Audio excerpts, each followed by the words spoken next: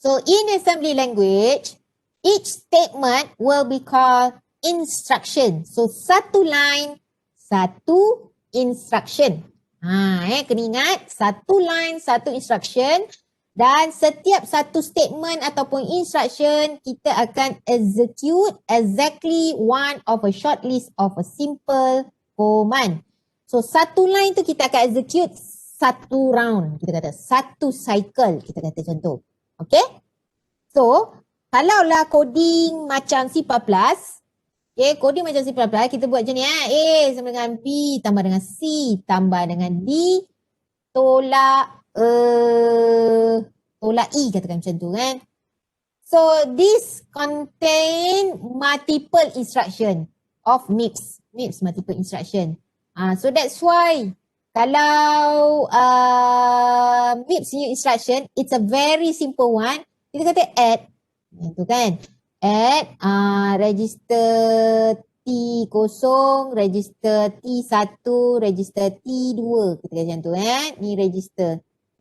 Nak tunjuk dolar pun terkekial saya ni. Okay, register T2. Lepas tu yang lagi satu add. Kita kata tu. Register S0. Gitu. Register T0. Macam tu. And then register T3. Awak kata macam tu. So bila awak nak add. So maknanya first adalah kita add satu instruction. Add lagi satu instruction. Tu tolak satu instruction. Gitu macam tu. So untuk setiap satu MIPS punya statement ni, kita akan run satu cycle, saya panggil. Run satu kali. Kita panggil macam tu kan. So this is what we call a simple command. So this is one line, one instruction. Okay. Unlike in C and most other high-level language, each line of assembly code contains at most one instruction. Okay, at most one instruction. Maknanya paling banyak satu instruction, paling sikit satu instruction, and then paling banyak akan jadi beberapa instruction. So instructions are related to operation, for example equal, plus, minus, multiplication, and then division. Dekat dalam C ataupun Java. Okay, so this is part of introduction of MIPS assembly instruction. So let me show you the real one punya MIPS. Okay, I'll show you the simplest one. Saya tunjuk yang paling simple sekali, iaitu addition and subtraction. So dia ada syntax. C pun ada syntax, MIPS pun ada syntax, atau kita kata assembly language pun ada syntax. Okay, so kita pecahkan kepada 4 segmen. So, 4 segmen lah. Okay, 1, 2, 3, 4. Satu tu and then ada space Nampak kan kat sini dia ada space kat sini. Kemudian baru letak nombor 2, 3, 4 macam tu. So ni yang paling banyak saya kata paling banyak segmen yang akan ada dekat dalam MIPS instruction. So kalau kata ada 4 segmen, yang pertama adalah operation. Kita nak buat operation apa? So kalau saya kata saya nak add, saya akan letak kat depan dekat segmen nombor 1. So saya nak add, katakan macam tu. And then ada space. Letak space. Okay, barulah the next one. Nombor 2 kita kata operand. Operand ataupun register yang akan bertindak sebagai operand. Getting the result as the destination. Okay, getting the result as the destination. Okay, for example, contoh. Kalau saya kata A sama dengan B tambah dengan C, saya nak buat macam tu kan? So, saya punya destination adalah A. Ni adalah destination. Kat mana? Last kali. Maknanya B tambah dengan C, simpan dalam A. So, A kita adalah kita punya destination. So, destination kita adalah A. Source yang pertama adalah B. Source kedua kita adalah C. So, kita akan buat add A, B, C. So, yang paling key sekali adalah kita punya result. Okay? The leftmost operand adalah result. And then the second segment adalah first operand. for source. So dia akan jadi source 1 and then yang keempat akan jadi source 2. Okay.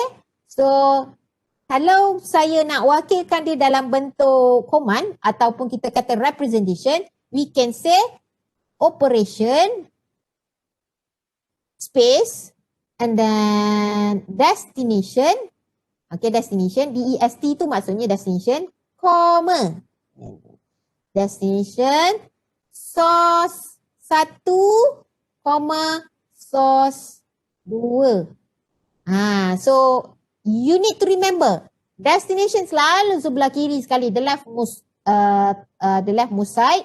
Kalau dia ada destination, kita akan jadikan yang paling kiri tu sebagai destination. Kemudian kalau dia ada operan, okay, operan 1, source 1, source 2 sebagai operan kedua.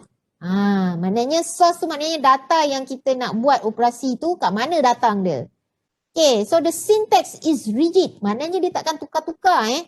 Okay, so dia cuma ada satu operator ataupun kita kata satu function ataupun operation and then 3 operan. Nampak kita ada 3 operan Satu adalah destination, 2 lagi adalah source. Okay, operan. So ada 3. So kenapa kita buat rigid macam ni? Supaya bila kita ada standard format, kita punya design hardware tu dia akan jadi simple. Okay, dia akan jadi simple.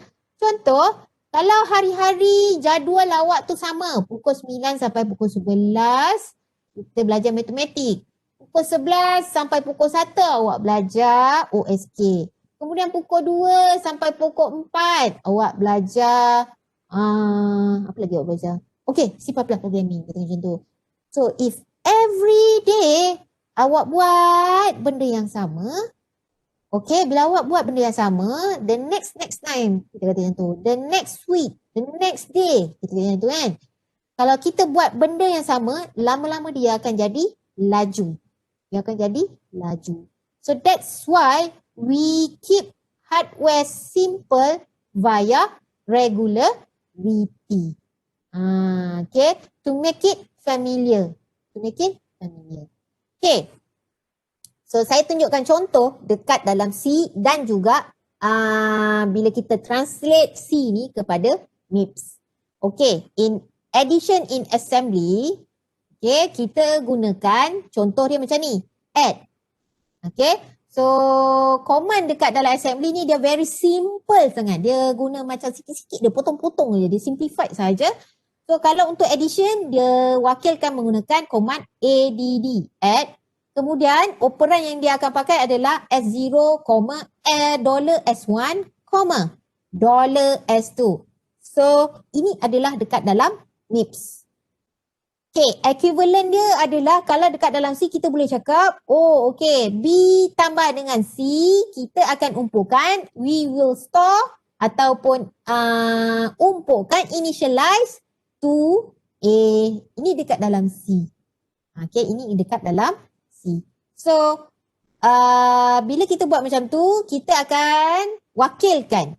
Kita kata S0 ni adalah bersamaan dengan A. S1 adalah bersamaan dengan operan B. S2 adalah source operan C. Macam tu. Okay. So, kalaulah katakan saya suruh awak lukis coding ni, tulis coding assembly tu. If you forget register punya $sign tu, I will subtract your marks. Dia akan jadi error. So, saya akan anggap dia jadi coding juga. Samalah ceritanya kalau awak belajar C++. Kalau awak tertinggal semicolon, apa jadi? Dia akan jadi error. Habislah makan awak. Kalau dah error, dia terus kosong kan? Sama ceritanya kalau saya buat macam ni juga. Assembly language, kalau dia salah, dia jadi kosong. Dia tak boleh run. Okay? So make sure the $sign is there. Okay, the $sign is there. Okay, comma tu pun kena betul juga. Jangan letak semicolon pula. Macam tu. Okay. Untuk operation subtraction, okay, for operation subtraction, kita gunakan contoh seperti ni. Command dia adalah sub, SUB untuk wakilkan subtraction. Okay, contohnya S3, $S3, $S4 and then $S5 kat dalam MIPS.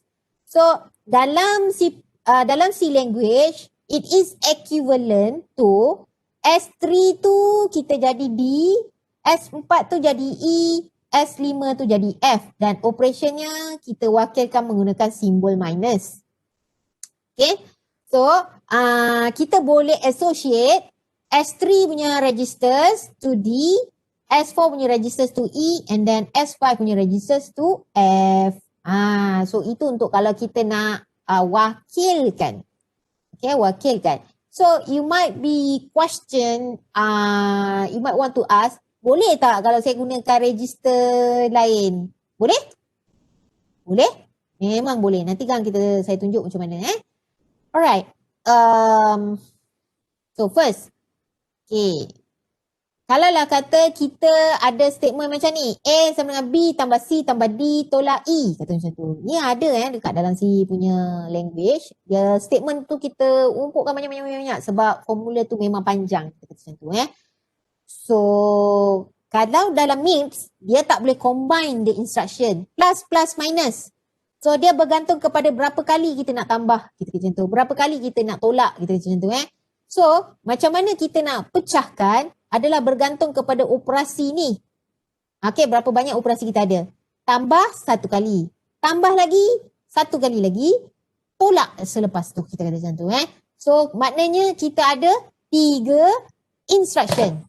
Okay, so dia akan jadi macam ni A sama dengan B tambah C tambah D tolak E. So kita pecahkan ini satu instruction, hasil dia tambah lagi dengan D, hasil dia tolak dengan E. Kita buat macam tu. So itulah yang kita akan buat. So biar kita break into multiple instruction. So untuk yang first ni kita buat S1, S2 which is B tambah dengan C akan simpan dalam temporary registers which is T0, katakan macam tu. And then okay, kita addkan hasil daripada temporary dekat B tambah dengan C ni which is T0 ni, kita tambah kat situ, kita bawa dia untuk next instruction T0 which is the summation of addition result of a B tambah dengan C, okay, will be added with tambah D. So, kita letakkan operan S3 sebagai D. Dan kemudian simpan dekat dalam temporary 0 semula, okay, sebagai temp. Kemudian baru kita buat operation sub. Okay, sub, ambil balik hasil T0 tu tadi, hasil value T0, dan kita subkan dia dengan S4 iaitu E yang kita wakilkan. Dan kemudian barulah kita simpan dekat dalam S0 which is S0 kita adalah A. So kita letak kat sini. Sebelum kita nak buat C statement, kita relatekan dia. Okay, kita relatekan dia. Register apa kita nak pakai. So that you will be able to understand that lah. So A adalah S0, B adalah S1, C adalah S2, D adalah S3, E adalah S4. Tengok. Okay. So ni S1 adalah A, S2 adalah B, S3 adalah silap. S1 adalah B, S2 adalah C, ni adalah D, kemudian S4 adalah E. S0 kita adalah A. Macam tu. Okay. So, sekejap saya tambahkan. Saya tambah satu slide lagi. Kita buat kosong. Let me do this one. Okay.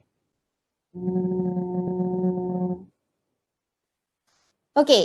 A sama dengan B tambah dengan C tambah dengan D tolak dengan E. Ni kalau kita punya C. So, kita akan wakilkan A tu adalah S0, B adalah S1, C adalah S2, D adalah S3, E adalah S4. So, it doesn't have to be that kind of coding yang mana kita pecahkan. Okay, ni kita buat ni dulu. Lepas tu hasil tambah dia kita tambah pula dengan S3. Hasil tambah dia akan jadi S4. Tolak dengan S4. So first kita buat, add register T0. Temporarily saya nak simpan dulu hasil tambah S1 dengan S2 ni. Menggunakan register T0. Kita simpan dekat dalam T0. So register S1, register S2. So in this case, saya kata temp is equal to B plus C. And then add lagi. Simpan dalam register T0 and then register T0 balik. Ambil balik T0 sebab kita dah ada value. B tambah C tu kita dah ada value, kita bawa dia. So sebagai operan, dia akan jadi source pertama. Kemudian baru kita tambah source kedua kita iaitu S3 ni. So you will add S3. So what we have is that temp sama dengan temp previous. Kita kata temp previous tambah dengan D. Kita kata macam tu.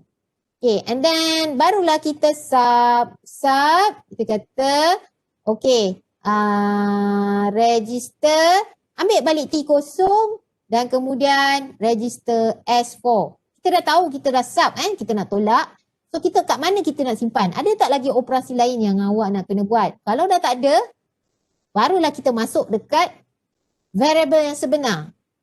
Put it on the real variable which is register as 0. So in this case kita boleh kata A sama dengan temp tolak E. Kita kata macam tu, temp tolak E. Lepas tu barulah keluar soalan, madam boleh tak saya pakai temp 1, temp 2, temp 3, temp 4? Boleh. But be very careful. Apa beza S0 dengan T0? Ada beza. S0 adalah register untuk kita panggil store. Kita nak simpan dia. Tapi tak adalah kita kata kita simpan sampai padam awak punya PC tu. Tak. Store ni meaning that kita nak dia simpan sebagai variable dekat dalam C tu. Dekat C punya variable. Kalau T0 tu nama T tu dah bagi tahu dah temporary. Kita guna kejap je sebab lepas tu kita akan pakai balik T0 tu, dia akan terpadam lah. Kita kata macam tu. Kita nak dia ingat T tu temporary. Kita boleh pakai dia untuk macam-macam. Tapi kalau lah awak nak gunakan dia sebagai satu variable yang khas, contohnya Celsius ke apa ke, awak pakai yang S. Awak pakai dia S. Dia yang penting depan tu perkataan S dia tu. S ataupun T kita kata.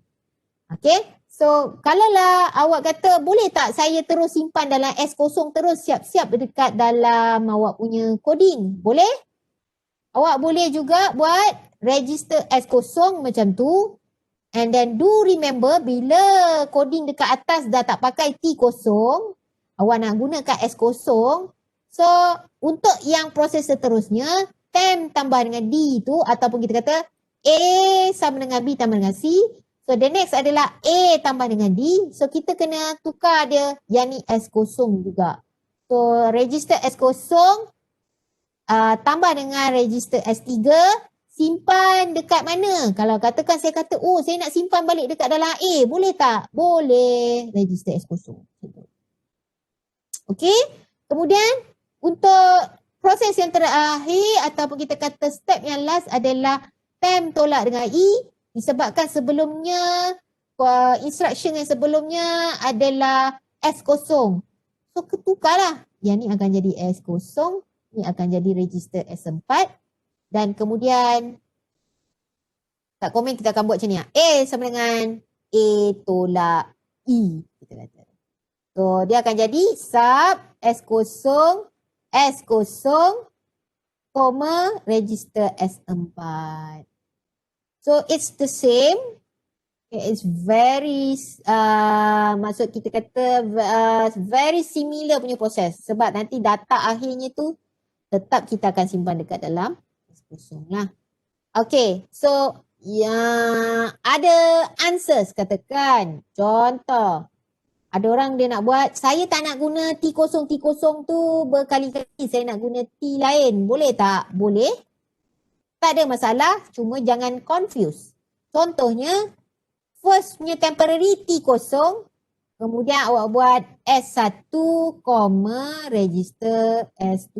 So, awak akan dapat T kosong sama dengan B tambah dengan C. Lagi satu, boleh tak kalau saya buat S1 tambah dengan S2, S3 tolak dengan S4. Boleh tak saya buat macam tu? Kalau tak ada perubahan, kalau tak ada perubahan priority, dia macam C lah. Boleh tak kita run di E, and then kemudian B tambah dengan C. Kalau dia tak kacau apa result, then we can do that. Okay. So awak boleh buat sub. Okay. So result dia ni kita nak letak kat dalam mana kan? Kita kena macam tu. So mula kita buat sub dulu. S3, register S4. So kita kata ditolak dengan E. Kat mana saya nak simpan? Boleh ke saya simpan dekat dalam T kosong? Kalau awak simpan dekat dalam T kosong, apa jadi dengan T kosong yang lama? Kita kata. Apa jadi dengan T kosong yang lama? Dia sama case macam C pelan-pelan juga. Kalau awak buat A sama dengan B tambah dengan C, dengan A sama dengan D tolak dengan E, apa jadi dengan A yang sebelumnya tu? Macam tu. Apa jadi dengan A yang sebelumnya tu?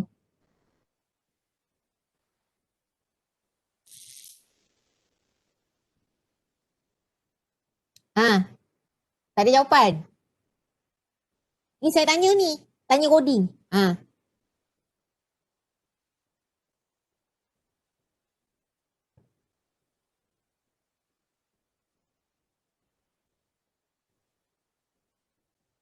Kena tukar nama? Yes, kena tukar nama. Tapi saya tengah tanya soalan. Apa jadi kalau saya buat A sama dengan B tambah dengan C. Kemudian the next instruction saya buat A sama dengan D tolak E. Apa jadi? Apa jadi sebenarnya? Jawapan dia berbeza-beza. Jawapan dia akan berbeza-beza. Apa yang beza? No result. Error. Mak kau. Okey. So, dia bukan no result. Dia bukan tapi memang error lah. Jawapan dia error. Kalau lah awak punya formula adalah macam ni, dia tak error. Coding awak tak error. Coding awak bukan tak ada result. Dia ada result tapi result dia error. Okay, result dia error disebabkan bila awak buat A sama dengan B tambah dengan C, A sama dengan D tolak dengan E, awak dah padam A yang sebelumnya. Jadi itu yang siapa jawab tadi? Kena tukar nama kan? Ikmal kata kan? Yes, tak boleh gunakan A. Awak tak boleh gunakan A balik ataupun in this case T kosong. So kita tukarlah. Jangan guna T kosong. Kita guna benda lain. Kita padam. Kita kata saya nak gunakan T1. So saya pakai T1. Okay, saya tak pakai benda lain. Okay, saya tak nak guna T kosong sebab T kosong tu dah pakai. And then last kali, katakan saya, okay, so first process adalah yang ni. And then second adalah saya tolak dulu. Last kali barulah saya tambah. Tambah. So, saya buat add. Okay, kita kena ingat A tu adalah S kosong kan? So, destination kita adalah S0.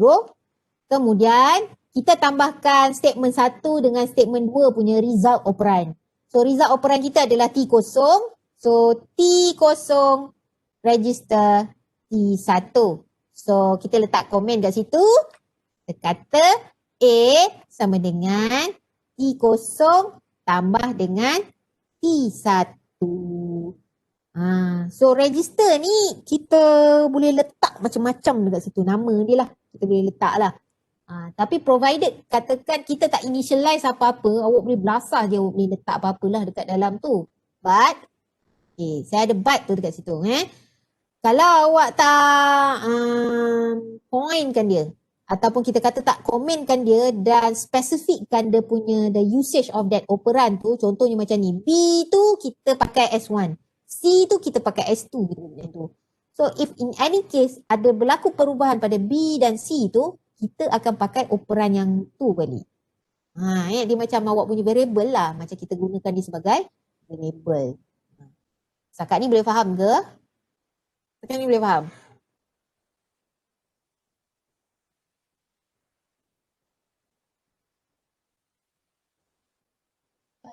Boleh Puan. Okay, good. So, next.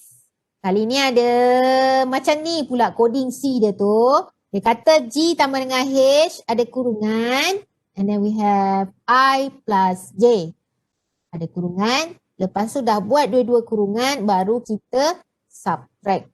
Meaning, kalau dia dah letak kurungan bermaksud dah ada priority.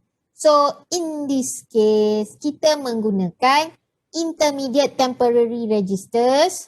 So, kat sini dia buat, mula dia buat G tambah H dulu. So, kita set dulu siap-siap. Apa dia punya variable atau kita kata operan yang kita nak pakai lah. Register apa yang kita nak pakai untuk wakilkan setiap satu variable ni. So, F tu kita pakai S0, G tu S1, H tu adalah S2, I adalah S3, J adalah S4. Gitu. Okay. So, kita buat dulu G tambah dengan H dan simpan pada satu temporary registers. So, kita akan buat S1, S2. Okay, maknanya G tambah dengan H simpan pada satu temporary register. Kita buat temp kosong lah. Macam tu. So, T kosong bersamaan dengan S1 plus S2. Okay, and then command add lah. Dan lagi satu, kita buat S3 tambah dengan S4. So, add T1. Kita pakai temporary register yang lagi satu pula. Okay, so jangan pakai temp kosong. Sebabkan dia tak habis lagi proses tu. Kita kena tambah kedua-dua temporary register tu nanti. So T1, register S3, register S4. Okay, $S4. So kalau dalam komen kita kata S3 dan S4 tu adalah I tambah dengan J. Okay, simpan dalam temp1. Kemudian last sekali baru kita combine kedua-duanya. Maknanya ni adalah yang last proses yang ketiga lah. Tolak. Sub. Simpan dalam S0. Maknanya hasil akhir dia lah. Dia punya destination. Kemudian ambil balik temporary register yang tadi. T0, T1. So sometimes you will ask. Boleh tak saya letak T1, T0 kat sini? Apa jadi? Kalau saya cakap macam tu. Apa jadi? Boleh tak saya tulis command saya sub S0, T1, S0, T1, T0. Boleh tak?